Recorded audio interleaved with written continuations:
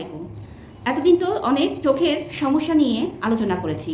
আজকে আলোচনা করব আপনার চোখকে ভালো রাখার জন্য আপনার করণীয়টা কী? প্রথমত হলো আমাদের চোখ খুব ছোট অংশ হলেও খুবই গুরুত্বপূর্ণ একটি অংশ। আপনার চোখ আপনাকে ভালোবাসতে হবে। আপনি সকালে ঘুম থেকে ওঠার পর থেকেই কিন্তু আপনার চোখের যত্নগুলো শুরু হয়ে যায়। যেমন আমরা যারা নামাজ পড়ি এবং যার যা ধর্ম আছে, ধর্মে যখন হচ্ছে যে আপনারা প্রেয়ার করেন, সে সময় ধরেন চোখ মুখ পরিষ্কার হয়ে নিশ্চয়ই আপনারা সেই প্রার্থনাটি করতে বসেন। তো সে সময় সুন্দর করে ঠান্ডা পানি, গরম পানির কোনো প্রয়োজন নাই। আমরা নর্মাল যে ট্যাপের পানি সেটা দিয়ে সুন্দর করে চোখগুলো পরিষ্কার করে নেব। এটা হচ্ছে প্রথমত। দ্বিতীয়ত হচ্ছে আমাদের যারা ছোট বাচ্চারা আছে তাদের খাওয়ার দিকে একটু খেয়াল রাখতে হবে। আমরা নরমালি বলি চোখের জন্য ভিটামিন এ সমৃদ্ধ খাবারগুলো খুব বেশি ভালো হয়ে থাকে। সেক্ষেত্রে বাচ্চাদেরকে আপনারা বিভিন্ন ধরনের কলিজা বা যেসব খাবার থেকে ভিটামিন এ আসে সেই টাইপের খাবারগুলো খাওয়াতে পারেন। এগুলোর পাশাপাশি বিভিন্ন রঙের শাকসবজি, এগুলোতে প্রচুর ভিটামিন আছে। এগুলো বাচ্চাদেরকে ইনশিওর করতে হবে। এছাড়া হচ্ছে যে বড়দের ক্ষেত্রে অতিরিক্ত চর্বি জাতীয় খাবার যাতে না খায় সেদিকে অবশ্যই খেয়াল রাখতে হবে। অতিরিক্ত চর্বি জাতীয় খাবার খেলে বিভিন্ন ধরনের সমস্যা, যেমন ধরেন কোলেস্টেরল বেড়ে যাওয়া, এগুলো থেকে কিন্তু পরবর্তীতে চোখের বড় ধরনের সমস্যা হতে পারে। তাই হচ্ছে আমরা একটু খাওয়া দাওয়ার দিকে গুরুত্ব দিব। নেক্সট যেটা আমি বলতে চাচ্ছি, আমাদের যেহেতু যারা বাংলাদেশে আছে তারা জানেনই আশেপাশে আমাদের কত বেশি ধুলাবালি, আর এখন তো রোদের তাপ অতিরিক্ত।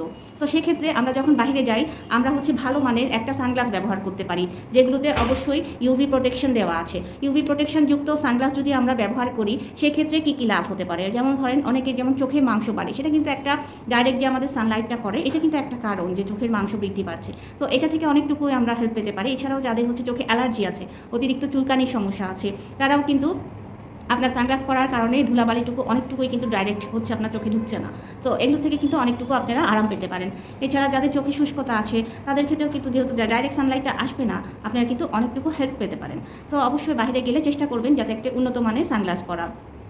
এছাড়া হচ্ছে যে আপনাদের হচ্ছে যাদের হচ্ছে চোখের সমস্যা আছে, নিয়মিত 6 মাস পর পর অবশ্যই আপনার চোখে কোনো সমস্যা হোক কি না হোক, মানে দেখতে কোনো সমস্যা হোক কি না হোক, একবার অবশ্যই ডক্টর দেখিয়ে নেবেন। কারণ আমরা যে প্রতিনিয়ত যে চশমা পরছি, চশমাটা কিন্তু বারবার আমরা পরিষ্কার করছি।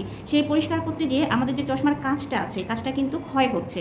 বারবার আপনি যখন রাব করছেন, আপনি যখন বারবার মুছছেন চশমাটা, সে সময় কিন্তু আমাদের চশমাটার কাঁচটা কিন্তু ক্ষয় হচ্ছে। ক্ষয় হওয়ার কারণে যখন দেখবেন যে একটু ঘোলাটে হয়ে আসলে আপনার দেখতে কষ্ট হবে। হ্যাঁ, অনেক ক্ষেত্রে বলা হয় যে পাওয়ারটাও চেঞ্জ হয়ে আসে। তো সেক্ষেত্রে দেখা যায় যে ছোটো বাচ্চাদের ক্ষেত্রে খুব বেশি সমস্যা হয় এবং বড়দের ক্ষেত্রেও মাথা ব্যথা বা চোখে দেখতে সমস্যা, ইভেন ক্যালাজিওনের মতন সমস্যাও কিন্তু হতে পারে। তো এদিকে আমাদের খুব বেশি সতর্ক থাকতে হবে যে আমরা চেষ্টা করব, আমরা আলসেমি করব না, কারণ চোখ কিন্তু খুব গুরুত্বপূর্ণ একটা অংশ। আমরা 6 মাস পর পর একটা রুটিন চেক আপে অবশ্যই যাব।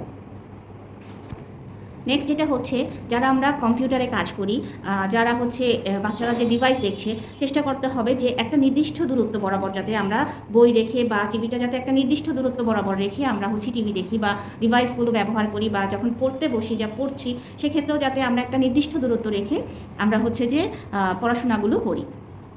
নেক্সট যেটা হচ্ছে যে 40 বছরের বয়স থেকে কিন্তু আমরা কাছে দেখতে কম পারি। এটা হচ্ছে নর্মাল ফিজিওলজি, এটা আপনার নর্মাল শারীরিক সমস্যা। হ্যাঁ, এটা কোনো বড় ধরনের কিছু না। সো 40 বছরের পর থেকেই চেষ্টা করবেন একটা রিডিং গ্লাস ব্যবহার করার জন্য, যাতে আপনার চোখে খুব বেশি অতিরিক্ত চাপ না পড়ে।